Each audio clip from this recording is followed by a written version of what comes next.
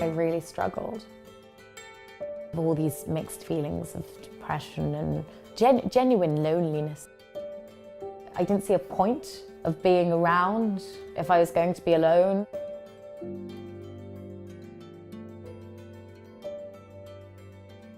I realised I hadn't actually properly read the Quran, so I tried to do that. There were many parts that I didn't think were very fair, especially on women. I decided until I get the answers that I wanted, I couldn't pray to a God that I didn't really think was there, or if he wasn't really listening to me. So I decided to take off the headscarf. Very quickly the situation deteriorated. I was actually stalked and given a death threat by a family member. It's hard enough going through the thoughts and finally gaining the courage to be able to say something so big as, I don't believe in Islam anymore. But to have it immediately thrown back at you, dismissed, I was terrified. People are under the impression that, oh, you leave religion, that's it. You go out, you party all the time, you drink loads now that you can. And there are so many ideas that I grew up with that came from culture and religion that my parents taught me that have still stayed with me. How much is a single headscarf? It's £2 each. £2 each.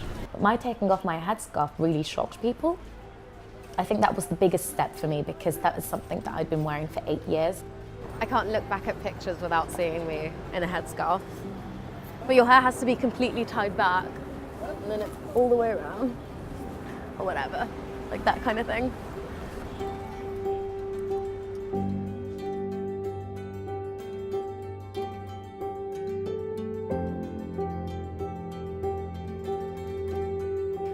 We started doing events at universities called coming out events.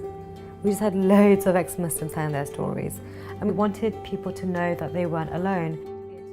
Because I grew up in a conservative religious school, maybe it wouldn't have taken me until I was 19 to sort of come to a point where I don't really believe in it and to move away.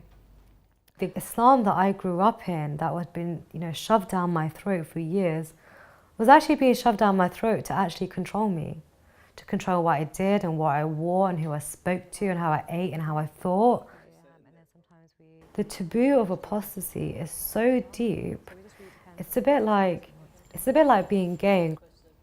Most gay people grow up in a society where from a very young age they're told that the norm is a man and a woman and everybody else is bizarre. Ex-Muslims grow up in the same sort of environments where they're told from a very young age that everyone should be a Muslim anyway, but if you're born into Islam, you're essentially born into privilege. So why would you leave?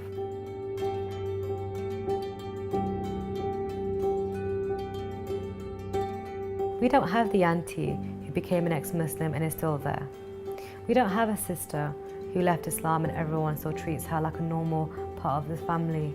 What we have is family members that go missing. The sister that no one speaks to anymore.